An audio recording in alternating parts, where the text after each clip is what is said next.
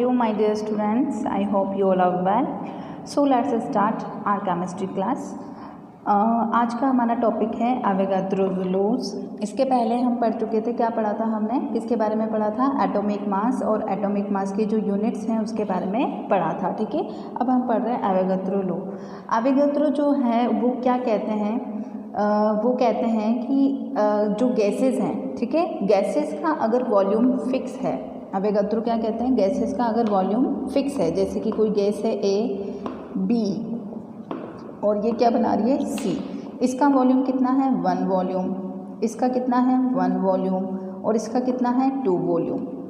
ठीक है, तो यहाँ पर एवोगाड्रो हमसे कहते हैं कि अगर इनका वॉल्यूम फिक्स है, इसका तो वॉल्यूम फिक्स नहीं है, ठीक है, लेकिन इन दोनों का वॉल्यूम फिक्स है तो या सेम है, तो उनके अंदर नंबर ऑफ पार्टिकल्स, अब ये पार्टिकल्स क्या हो सकते हैं, एटम्स भी हो सकते हैं, ये हो सकते हैं, और हमारे पास आयंस भी हो सकते हैं, या हमारे पास एटम्स भी हो सकते हैं, आयंस भी हो सकते हैं, मॉलिक्यूल्स भी हो सकते हैं, और हमारे पास इलेक्ट्रॉन भी हो सकते हैं। ठीक है, किसी भी अगर दो गैसेस हैं, अगर उनका वॉल्यूम फिक्स है, सेम है, तो उनके अंदर नंबर ऑफ पार्टिकल्स जो हैं वो भी क्या रहेंगे, फिक्स ही रहेंगे या सेम ही रहेंगे। कंटेन उनका नंबर ऑफ पार्टिकल्स का जो नंबर है वो क्या होगा, फिक्स होगा, और उस फिक्स नंबर का नाम क्या दिया इन्होंने, एवोगाड्रो नंबर। क्या नाम दिया, नाम दिया उसको एवोगाड्रो नंबर, जिसको कि हम किससे डिनोट करते हैं, Na से डिनोट करते हैं, किससे डिनोट करते हैं, Na। और इसकी वैल्यू इन्होंने फिक्स कर दी कि किसी भी चीज़ का जो एवोगाड्रो नंबर होगा उसकी वैल्यू कितनी होगी, 6.02 × 10⁻23। पीछे कोई यूनिट नहीं है इसकी, ये नंबर है सिर्फ कि इतने पार्टिकल्स, ठीक है, इतने पेन, ठीक है। जब तक अपन इसके पीछे हमें आइडेंटिफाई करना पड़ेगा कि ये किस चीज़ का नंबर है, ठीक है, पार्टिकल्स हैं या आयंस हैं या एटम्स हैं या मॉलिक्यूल्स हैं या इलेक्ट्रॉन्स हैं। तो एवोगाड्रो नंबर आपको पता होना चाहिए, लर्न होना चाहिए ये नंबर। ठीक है, अब आता है हमारे पास न्यू टर्म आती है मोल्स। क्या आती है, मोल्स। एटम्स का वेट निकालने के लिए तो हमारे पास क्या हो गया, यूनिट्स आ चुकी है। अब हम क्या निकालेंगे, कोई सा भी केमिकल सब्सटेंस है उसका अमाउंट कितना है, उस अमाउंट को आइडेंटिफाई करने की जो यूनिट है दैट इज मोल। क्या है वो, मोल है। ठीक है, तो मोल क्या है, द अमाउंट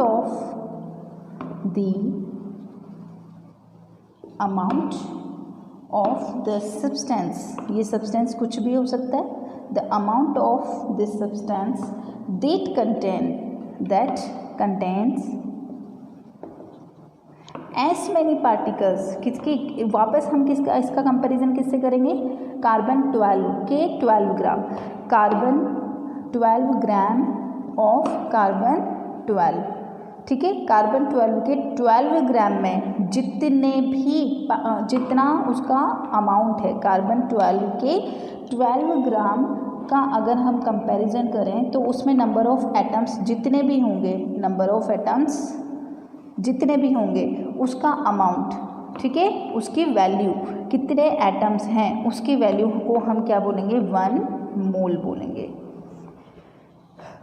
किसी भी सब्सटेंस का कंपैरिजन हमने किससे किया, कार्बन 12 के 12 ग्राम से किया। कार्बन 12 के 12 ग्राम में जितने भी नंबर ऑफ एटम्स प्रेजेंट हैं उसको अपन ने क्या बोल दिया, 1 मोल। क्या बोल दिया उसको अपन ने, 1 मोल। क्लियर हो गया आपको ये, ठीक है। तो 1 मोल को अगर हम सिंपल, अब ये पता लग गया अपन को, कार्बन 12 में जो अपन ने वो निकाला था, नंबर ऑफ एटम्स निकाले थे, वो कितने थे, एवोगाड्रो नंबर के बराबर थे। तो 1 mole is equal to Avogadro number 6.02 × 10⁻23। एक और आपके पास वैल्यू आ गई यहाँ पर, 1 मोल इज इक्वल टू, 1 मोल में कितने पार्टिकल्स होंगे, 6.02 × 10⁻23। 1 मोल में हमेशा एवोगाड्रो नंबर के बराबर पार्टिकल्स प्रेजेंट होंगी। क्लियर है आपको, चाहे वो कुछ भी हो, बोला जाए 1 मोल इलेक्ट्रॉन तो इतने ही वैल्यू होगी। 1 मोल 1 मोल आयंस तो उनकी भी वैल्यू इतनी ही होगी, 1 मोल मॉलिक्यूल्स तो उनकी भी वैल्यू इतनी ही होगी। ठीक है, क्लियर हो गया आपको।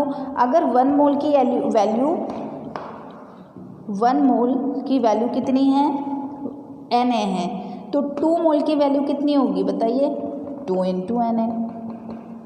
ठीक है, 5 मोल की वैल्यू कितनी होगी, 5 मोल में कितने पार्टिकल्स होंगे, 5 × Na होगा या नहीं होगा।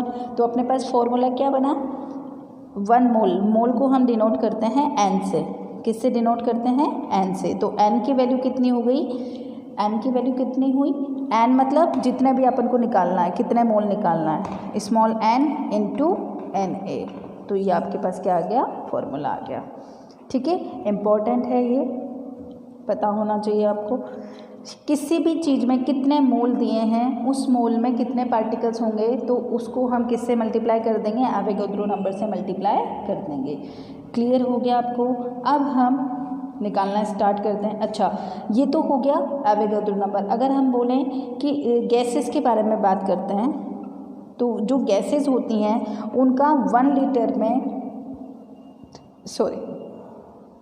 यहाँ पर जो गैसेस हैं उनका मोलर वॉल्यूम कितना होता है, मोलर वॉल्यूम 22.4 लीटर। कितना मानते हैं अपन, 22.4 litre. 1 mole is equal to this one, and 1 mole is equal to 22.4 litre. अगर कोई सी भी गैस है, लीटर जो गैसेस हैं वो लिक्विडिफाई होती हैं, तो उनको लीटर में मेजर करेंगे। तो अगर एक गैस है जिसकी क्वांटिटी कितनी है, 1 मोल है, तो उसमें कितने लीटर होंगे, 22.4 लीटर। ये क्लियर हो गया। अगर कोई भी चीज़ है उसके अंदर 1 मोल है, तो उसके अंदर पार्टिकल्स कितने होंगे, Na, एवोगैड्रो के बराबर। अगर कोई गैस है तो वो 1 मोल है, तो वो कितने लीटर होगी, 22.4 लीटर उसकी वैल्यू होगी। ये चीज़ आपको क्लियर हो गई, क्लियर है। तो बताइए, अगर मैं आपसे बोलूं कि मेरे पास कोई गैस है जो 5 मोल है, तो बताइए उसमें कितने लीटर, उसका अमाउंट कितने लीटर होगा। तो 5 × 22.4 लीटर, तो मेरे पास आंसर आ जाएगा। तो V is equal to, V किसका, गैस का, किसी भी गैस का वॉल्यूम निकाल रहे हैं अपन, STP मतलब standard temperature and pressure. Temperature और प्रेशर जो है वो फिक्स होना चाहिए, कांस्टेंट होना चाहिए, चेंज नहीं होना चाहिए, तो उसको हम बोलते हैं STP। तो V वॉल्यूम, किसी भी गैस का वॉल्यूम निकालने के लिए हम उसको क्या करेंगे, किससे मल्टीप्लाई करेंगे, n मतलब जो वैल्यू आपको निकालनी है, जैसे 5 मोल की निकालनी है तो n इज इक्वल टू 5। ठीक है, और Vm मतलब कितना हो गया, दिस वैल्यू, तो n × 22.4 लीटर, ये आपके पास वो आ गया। यहाँ तक क्लियर हो गया। अब हम क्या करेंगे, अब हम फाइंड आउट कर क्वेश्चन आंसर करेंगे, मोल को चेंज करेंगे किसमें, नंबर ऑफ पार्टिकल्स में।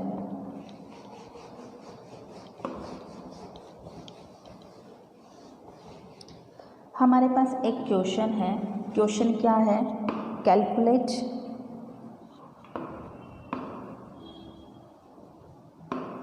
दी mass of 2.5 mole of calcium. इसका कैल्शियम का एटॉमिक मास आपको दिया गया है 40। ठीक है, अब ये यहाँ पर नया चीज़ चाहिए, 2 चीज़ें मैंने आपको सिखा दी, ये तीसरी चीज़ आई है कि 1 मोल जो है, 1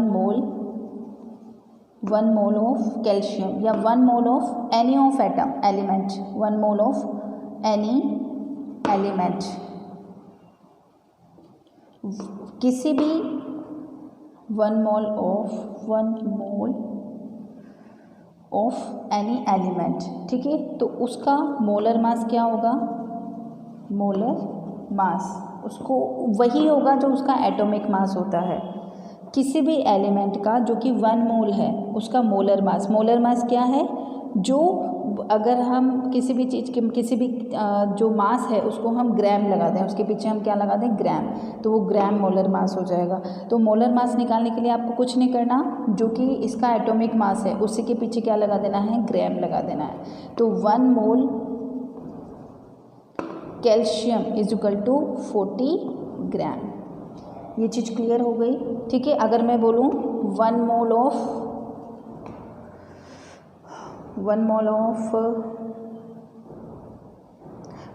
ऑफ नाइट्रोजन, ठीक है, 1 मोल ऑफ नाइट्रोजन।